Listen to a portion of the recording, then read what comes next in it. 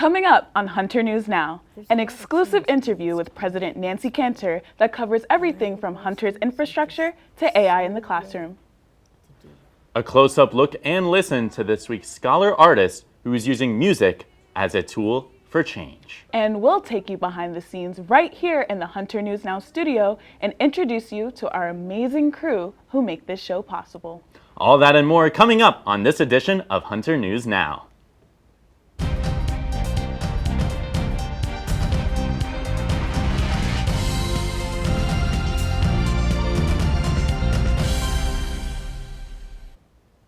Welcome to our fourth and final edition of Hunter News Now for this semester, and this is the second time in history that we're having this live here in the TV studio at Hunter. My name is David Horn. And I'm Reagan Grant. Attention all graduates, this year's commencement speaker has been announced.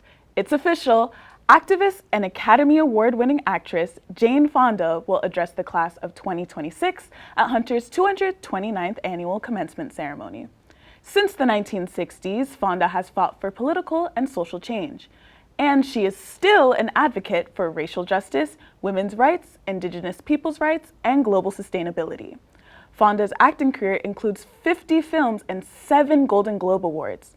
When President Nancy Cantor told the Hunter community about Fonda's selection, she said Fonda is perfectly positioned to inspire our students as they get ready to use their Hunter education to make a difference in the world. The class of 26 will celebrate Hunter College's graduation ceremony on Friday, June 4th at the Barclays Center in Brooklyn. With Hunter's graduation just weeks away, seniors are already marking the moment. Seniors can book portrait sessions with Thornton Studios in the West Lobby as they finish up their last semester of courses. Students have until May 1st to register for the ceremony and reserve up to 4 complimentary guest tickets.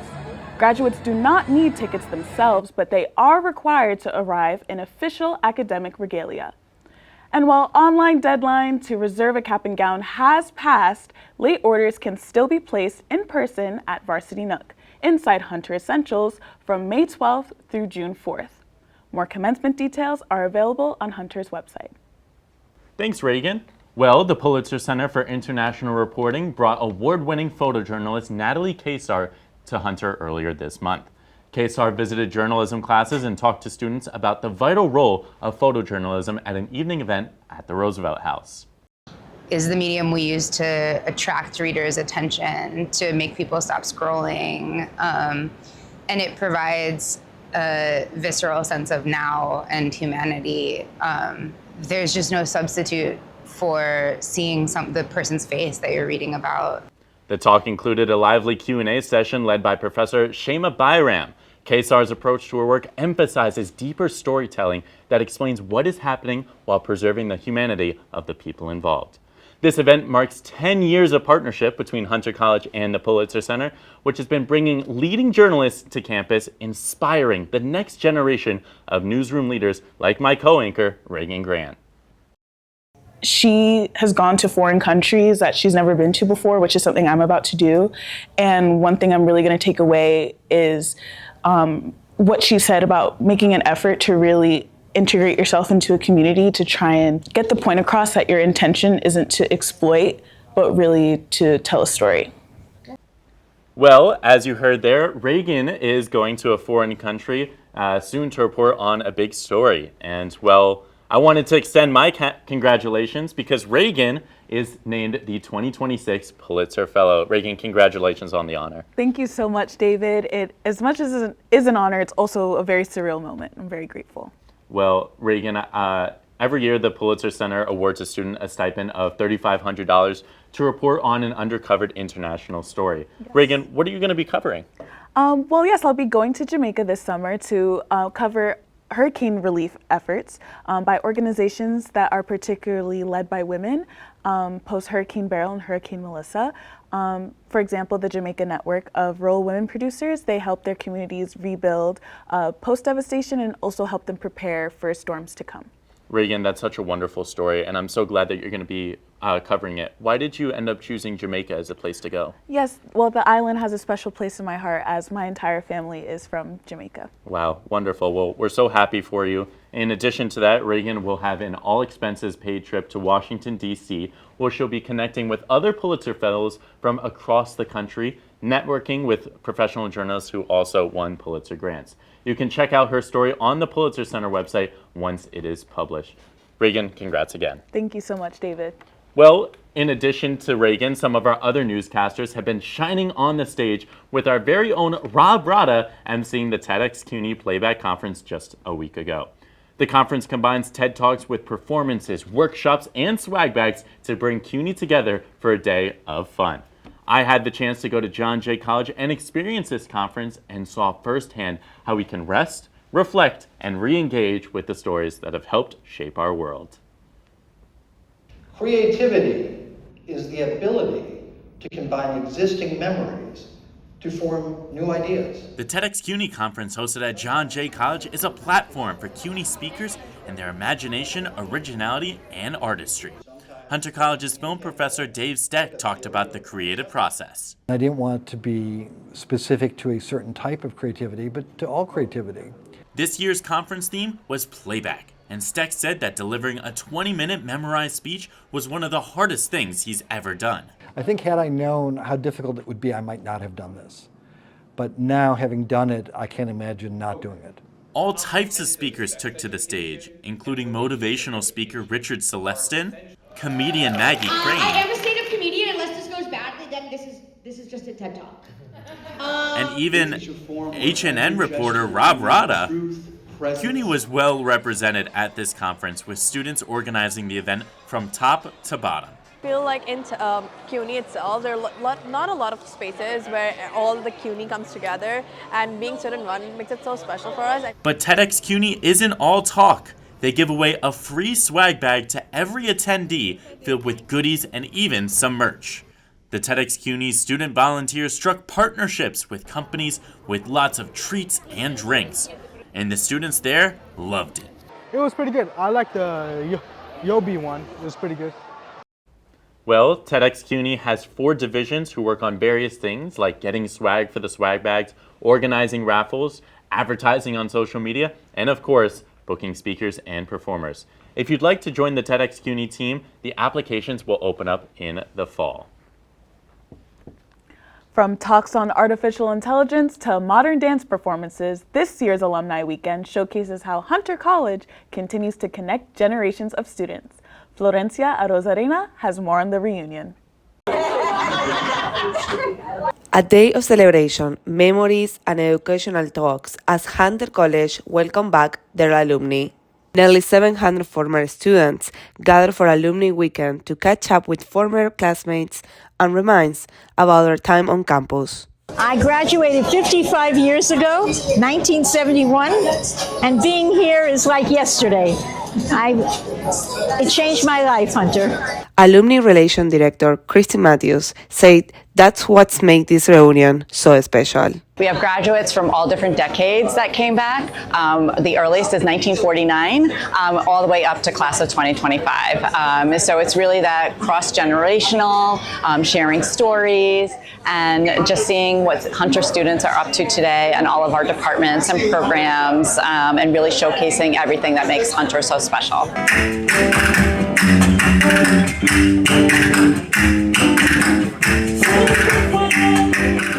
One of the highlights, Hunter Dance Department bringing together current and former students in a performance that show how the arts continue to connect generations of students.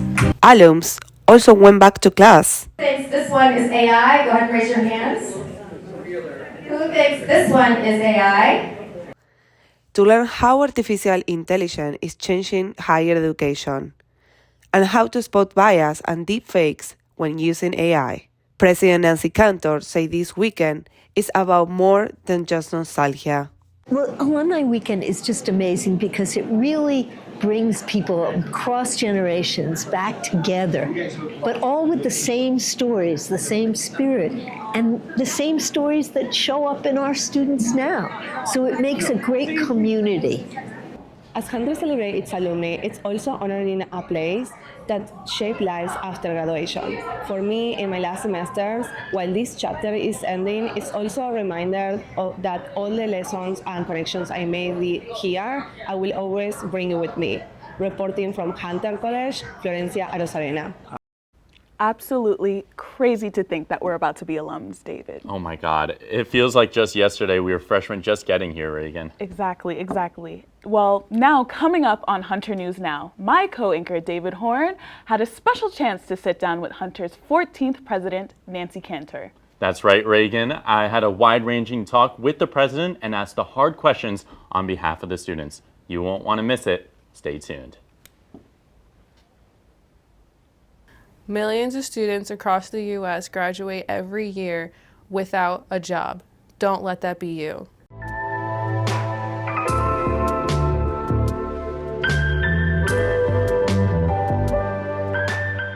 I am the Student Career Advisor here at Hunter College.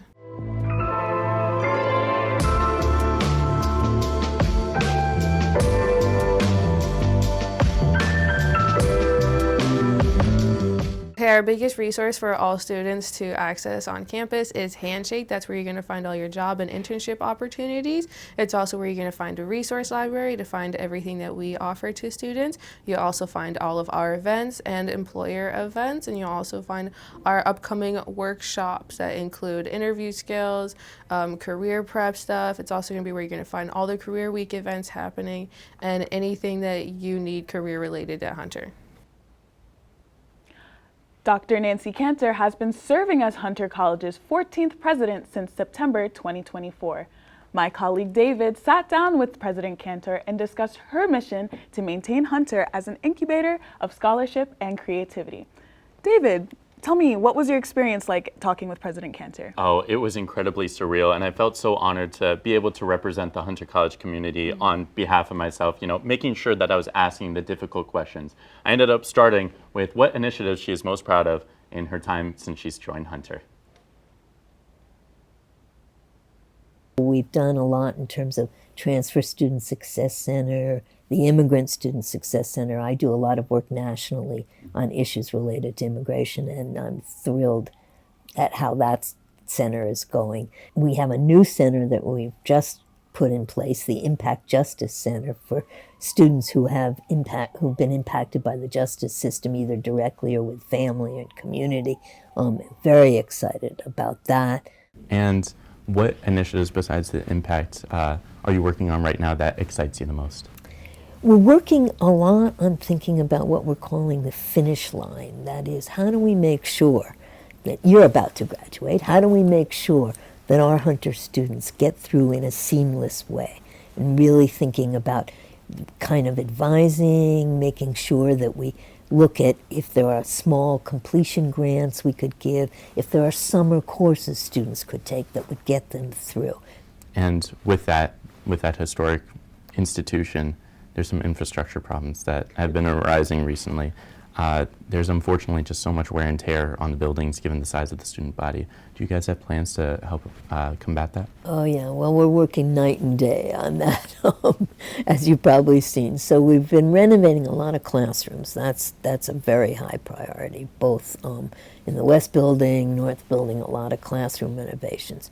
We've been looking at various things like black box theater, and film and media is getting some new space and renovations.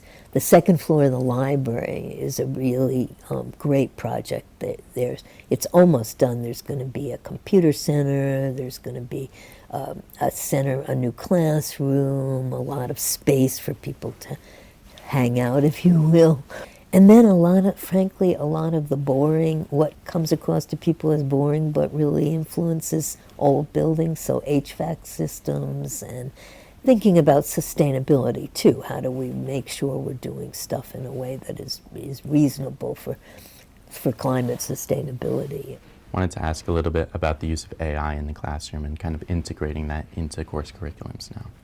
I'm excited about, and a little nervous, frankly, about what AI means for all of us, and how do we really think about thinking about what people call durable skills. I mean, the skill to agentically use AI, not to just sort of be taken over by AI, if you will. And so how do we get that really engaged in our faculty, in our curriculum and with our faculty? So arts and sciences is really doubling down on that, but all of our schools are.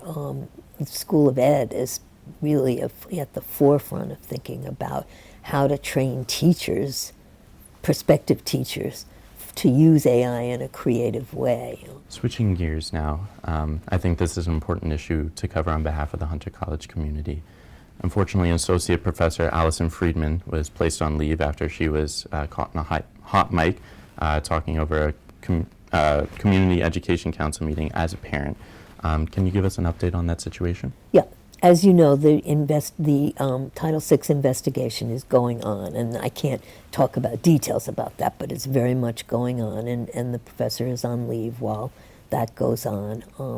You know, I think the most important thing for Hunter students to know, and we try to get this information out all the time, is there are many avenues to complain. With unfortunate situations like this, how are you and your team ensuring that all students feel safe and feel safe on campus? Yeah, I think the safety question is really about having lots of avenues to really talk about things. I mean, that, you know, people underestimate the value of just being able to talk it through and to have, and so we want to make sure that there are lots of avenues. One can go within your academic department, you can go in student affairs, you can come to me directly, and students do.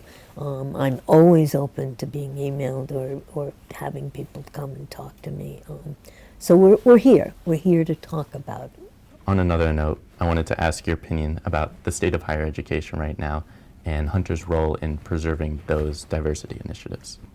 So, you know, I always say to people, what would it mean to not do diversity at Hunter? What would that mean? I mean, we are New York. New York is a global diaspora. It is, our students come from all the boroughs, from all the communities. And the lived experience, the diverse lived experience, is what makes this place great, and always has. David, it was amazing that you got the opportunity to talk with President Cantor. Is there any moment that was particularly memorable for you? I think one of her last answers with the diversity initiatives that I was asking about, her talking about how Hunter is so diverse and represents so much of New York, I think is really crucial, and I think that really stands true. Beautiful, beautiful. Well, next up on Hunter News Now, we head to the hard courts to meet our final Scholar Athlete of the Week. And get ready for the playoffs with our sports reporter, Rada. So stay tuned. Hunter College Film and Media Studies major who won a real career in media, communications, marketing, journalism, design or production, we have good news for you. Meet the CIA Film and Media program, where they help you build real-world skills, land paid internships, and launch a full-time job after graduation. Yes, a full-time job after graduation. You get dedicated hands-on career coaching support. You have networking opportunities, mentorship opportunities, and exclusive access to paid internships. How can you join? Just search CIA program at Hunter College on Google and apply through the link. If you're accepted, you will get a confirmation email from TedXCuny with your next steps. This is an excellent opportunity for any student who wants to land an internship before graduation or secure full-time opportunities after graduation. You can email Tara with questions or visit during drop-in hours on the 4th level of the North Building. See more information through their website right here. Welcome back. Our Hunter Hawks are getting close to the spring season's finish line. Yes, this is our last sports report of the semester, so here's our sports anchor, Rada. Take it away.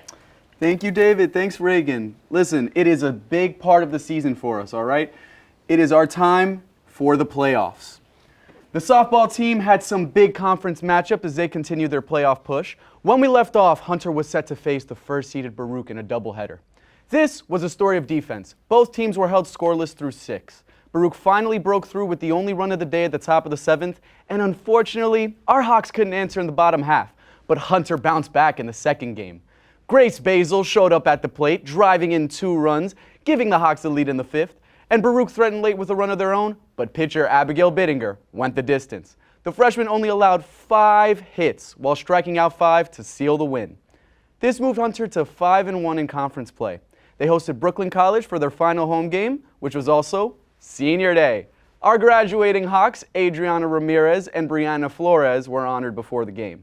The Bulldogs came out strong in the opener with an 11-5 win, but the Purple and Gold barked back. Hunter opened Game 2 with 3 runs in the second, behind RBI singles from Bittinger and Basil.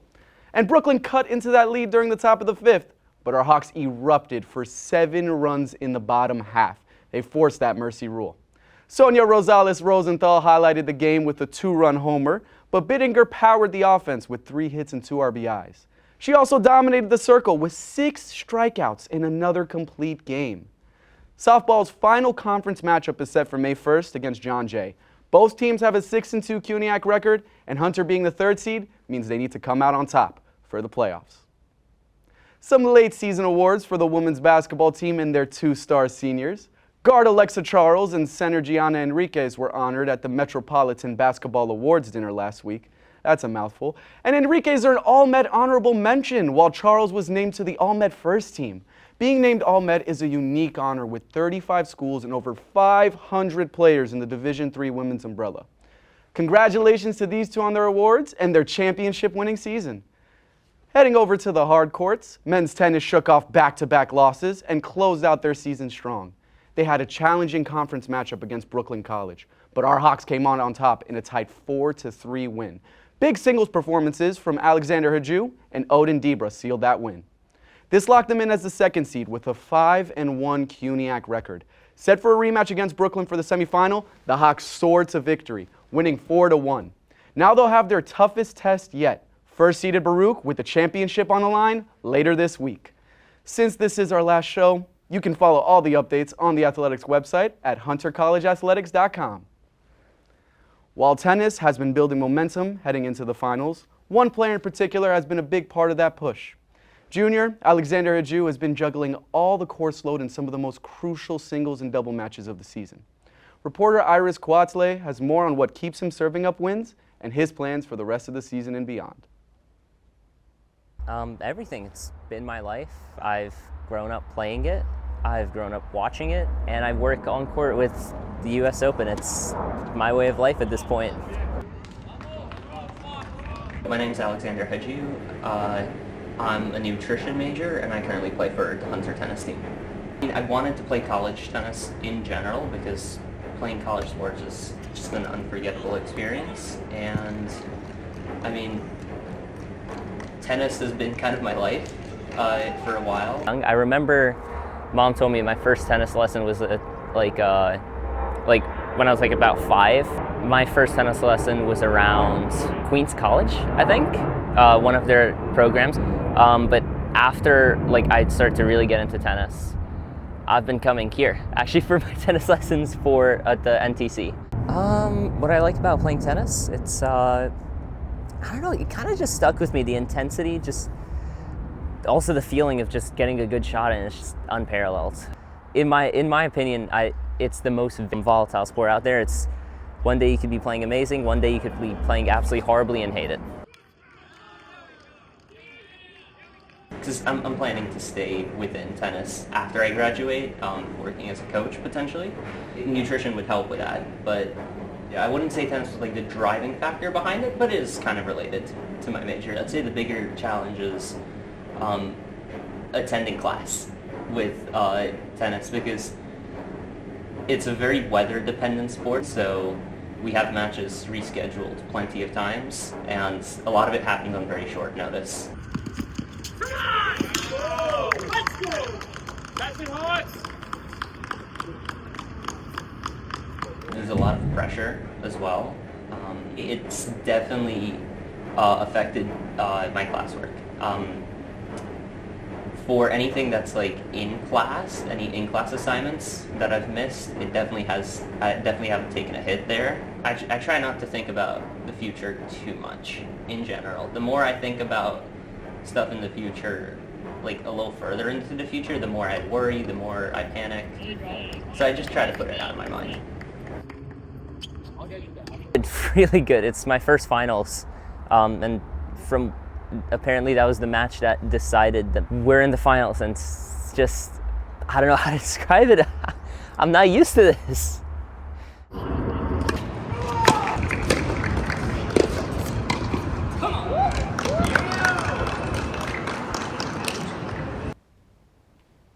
What a way to end our year.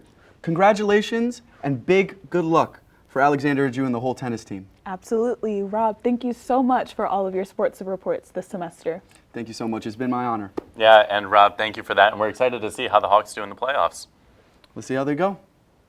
Well, coming up next on Hunter News Now, we'll tune in to our Scholar Artist of the Week and their musical talents. And take a look at the people behind the camera who help us get this show on air all semester. And students have a chance to win a free MacBook? You won't want to miss it. Stay tuned.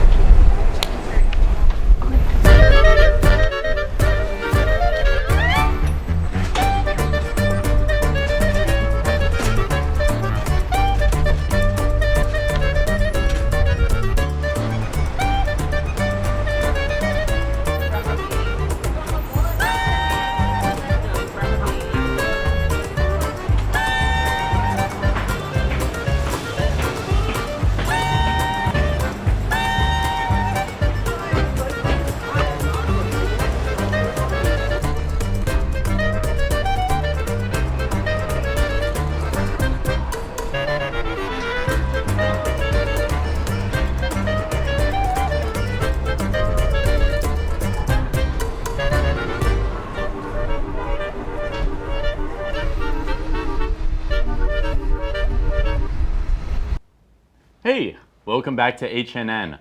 Hunter has so many artistic and creative students on campus. Here to highlight them for the last time this semester is my co-anchor, Reagan. Reagan, what's new on the art scene on campus this week? Well, David, we're going to start with our Scholar Artist of the Week. We all know that balancing academics, leadership, and creativity isn't easy, but for one junior, it's all part of the rhythm of her everyday life.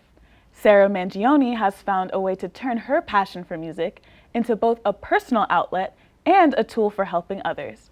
Our reporter, DJ Ba, takes us on a closer look at how she's blending art and purpose on campus. Oh, darling, if you leave me, I'll never make it alone. I can convey so much emotion. You know, music is an outlet for me emotionally, and I'm able to just put everything I have into it, put my heart and soul out when I'm singing and playing. Hi, my name is Sarah Mangione. I'm a social work major. I'm currently a junior, and I'm minoring in psychology. Love won't turn me away. Originally from upstate New York, and I attended a music school from 8 through 18, like an after-school rock and roll program, and now I teach there. Okay, so the after-school program is called the Rock Academy, and it was founded by my drum teacher, my old drum teacher, Jason. It really influenced who I was, what I was able to see, and what else I wanted to write. Two people vow to stay. I learned how to take accountability by messing up a few times, but in an environment like that, I was really able to understand how life worked. So the skills I learned as a musician kind of transferred to everything else, and that's how I really feel like I was able to balance everything because I learned so much from music. So I have social work class on Monday and Wednesday. Then let's say in between my breaks, a lot of times when I'm on campus, I'll just come here and I'll just play my feelings out. I have an internship at Hunter where I'm a mentor, and it's so the skills I learned from that are really applicable for real life, like I mentioned, but specifically I got to see how people struggle.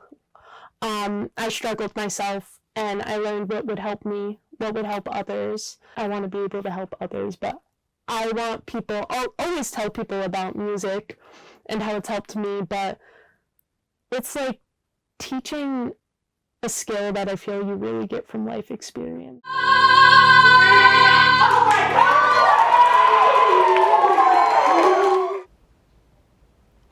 In other arts news, shows presented by the Office of the Arts and exhibits on campus made it an exciting few days for creatives at Hunter.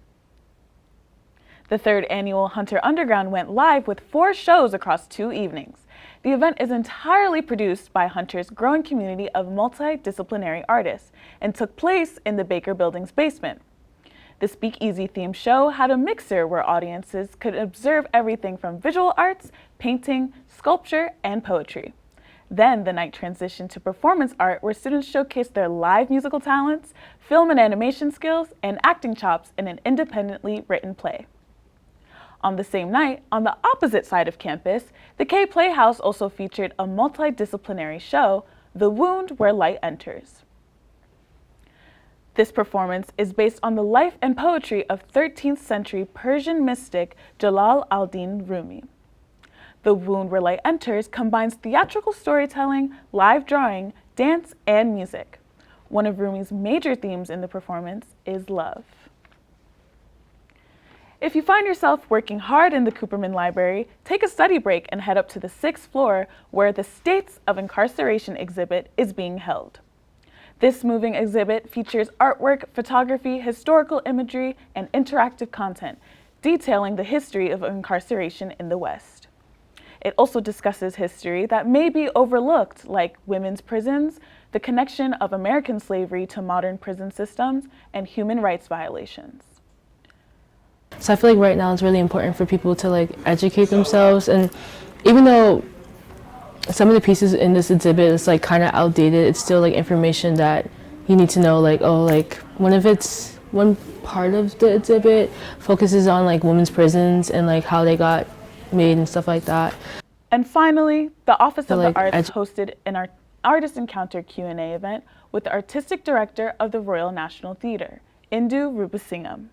Rupasingham flew in from London to talk about growing up as the child of Sri Lankan immigrants and how her public education inspired her artistic career. Well, Reagan, that seemed like a wonderful arts report, and there was so much happening on campus this week. Exactly, so many inspiring moments. What a great way to wrap up this semester. Of course. Well, Reagan, thank you so much for that. But in addition, let's keep things going. Film and Media Studies professor Ricardo Miranda loves connecting New Yorkers through his digital art. From a small art studio in Nicaragua to art exhibits in Berlin, St. Petersburg, and Chile, his latest artistic journey has landed work in the New York City subway system. Iris Cuatele has more on Miranda's inspiration for an ad campaign he and a colleague designed at the School of Practical Philosophy and Meditation. Like many students, Ricardo Miranda found his passion for art while double majoring in English and art at UC Berkeley. He grew up in the Bay Area of San Francisco and finds ideas for his work in the world around him.